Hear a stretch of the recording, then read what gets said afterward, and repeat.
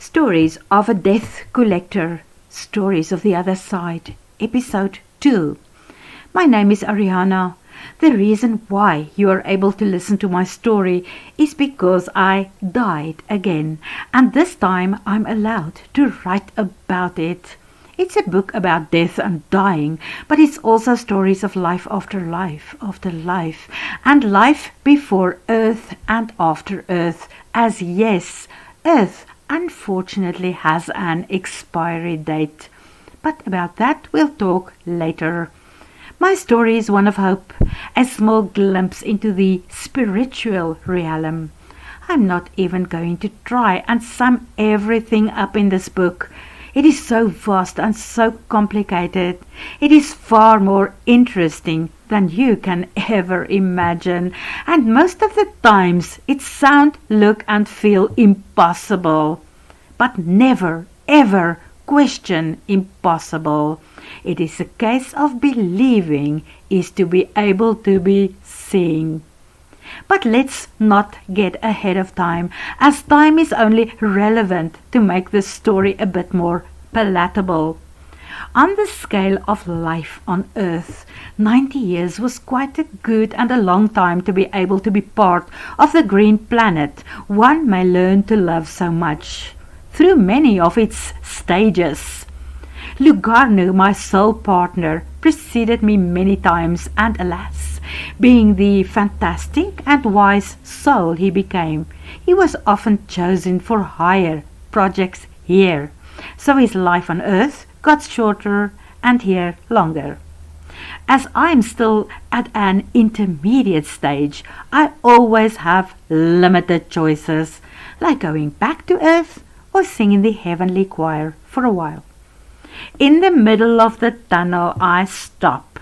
Lugarnu nearly collides with me from behind. He asks, "Now what, Ariana?" "Lugarnu, I'm a bit worried about the meeting with my guides, though I know it's usually not that bad. But one thing is for sure. I do not want to go back to Earth. Maybe I'm ready to become a working spirit like you. Not a voice in the choir or a kindergarten carer. Something different perhaps, more interesting." Lugarnu is always ready to defend what he feels is right and good. So he says, "For some people, music and art is their calling, and looking after the souls of babies and children is very precious out here. While I want a job that is a bit more interesting than that. Please, Ariana, do not refer to it as a job or jobs. It may be tasks, and if you are good at it, it may become a career one day." Lugarnu sighs, gesturing towards the opening of the tunnel. "That is the other thing that bothers me this time on my way back. My soul partner, Lugarnu. Something is really different with him. He is not as warm and welcoming as he always was. Wait, Lugarnu, you haven't greeted me like always. Aren't you going to hold me for just a short while? Comfort me a little bit?" I try to touch his arm. "No, Ariana, I can't. I may not. It is not going to happen this time." He breaks eye contact. "Not unless." "Unless what? This is our only chance, Lugarnu. You know how it is with me and the guides. I'm barely there before they sent me back to Earth." Lugarnu recoils slightly. From past experience, he also knows that it is the truth, and whatever the plan of action is for my life this time around, it could change in a wink, and off to another place I'm again. I'm never long enough in this part of, let's call it heaven, for now. No, Ariana, don't do this to me. Step out. Face your fate. Go and listen to what the entities have on offer for you this time, and be a little bit more submissive. It is really now or never. That hurts. That hurts a lot. and with Lugano's reaction goes my self-image as well. What is going on, Lugano? Has anything changed? Did you finally find someone else? Beautiful Ariana, that is such an earthly suggestion. Lugano sighs deeply. Yes, a few things changed, but that does not include my feelings for you. I still love you deeply. From the beginning of life until eternity stops and beyond, you are still my other half. And that can and may never change. It's proven to you so many times when I followed you to earth when I didn't even want to go there.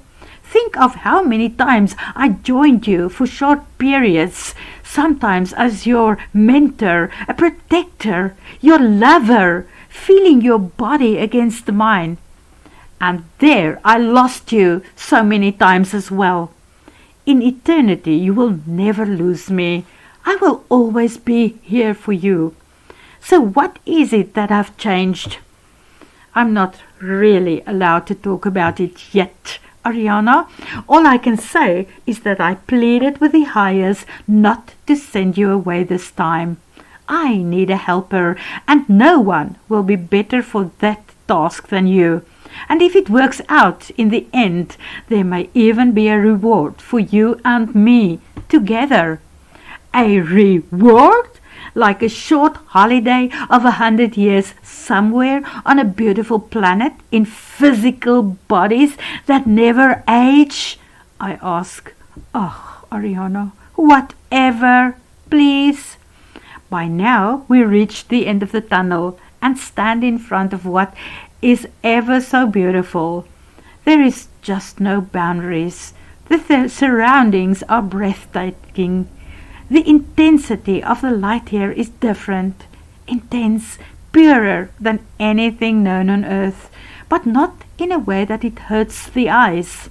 Plants in a million shades of green, the flowers some huge and surreal, others complex, beautiful, and in colors that the rainbow has yet to discover.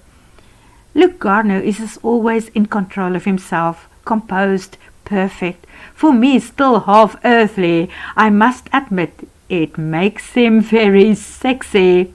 I wish I could instantly stop thinking of him as a human being, a man. It may just help me in this mission, I hope. But I always stay half human in my mind when I get back here. And my thoughts are now at that planet, him and me.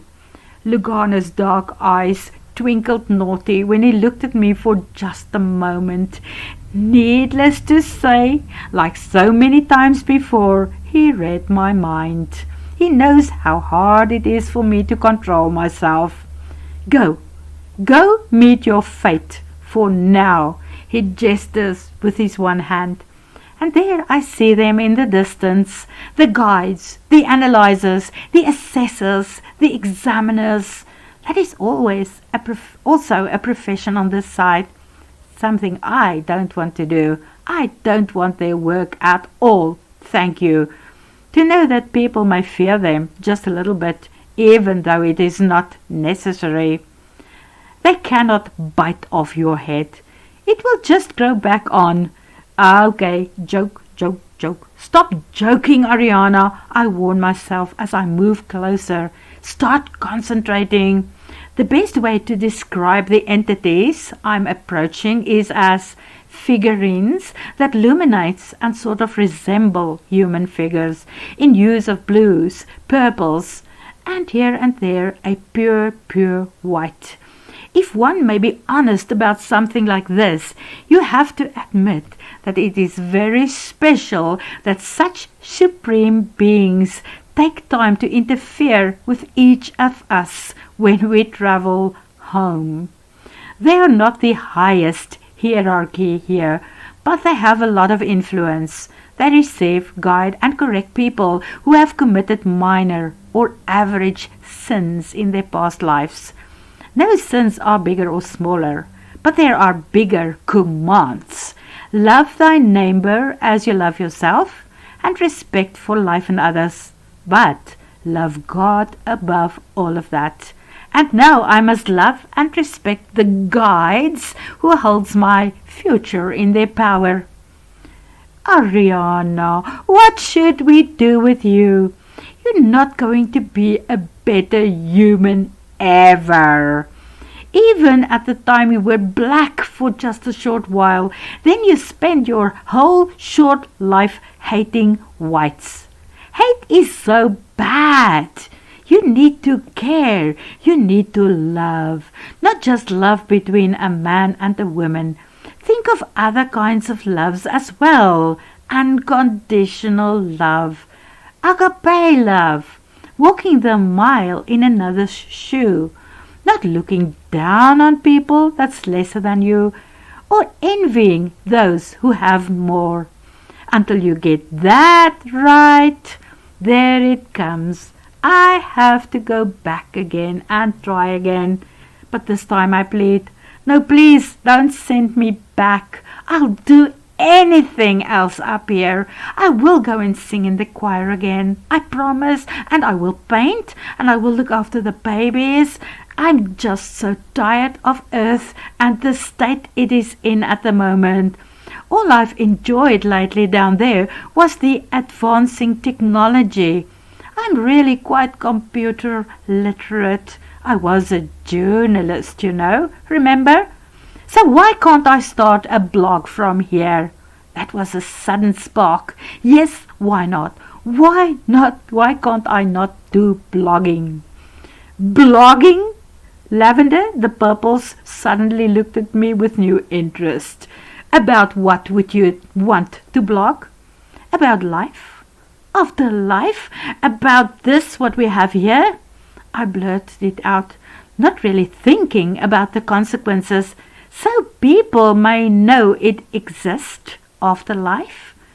And from this side, I can create a very informative blog for them. Blue lifts a finger like something. Maybe that is not such a bad idea. But knowing you, Ariana, as well as I do, we will have to censor everything all of the time. Too much information from here can be sensitive in the wrong hands. Well, you guys may screen everything I write first. I am really pleading.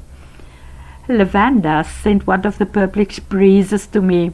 Well, if it is decided that you may blog, you will have to do that as a sideline, because there is yet another option, something Lugarno suggested to us, and that is to assist him in the tasks that is assigned to him as a working spirit.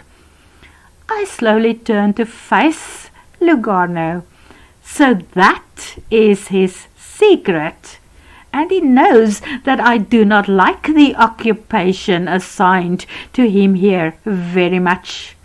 And that is to collect the dead from earth, not their bodies, the life that was inside, their souls. Lugarno is a death collector. I am not sure that I can do that. Sometimes people die under the most gruesome circumstances, and you are placed in the middle of it all. Sometimes the bodies are decayed, cremated, or even gone for a long time. Sometimes their souls are stuck down there, holding onto a body or a car, a house or something small. That very last thing that were familiar to them when they were still alive, like a little doll for a baby. But then something shifts, and they have to let it go. And that's where the role of a death collector comes in, to be there for them then, to comfort them and bring them back here. Then comes the question I really fear. So, Ariana, that is your option. What sayest thou? I look into Lugano's face. Help me. He nods ever so slightly. And then I said it. I say yes. To be continued.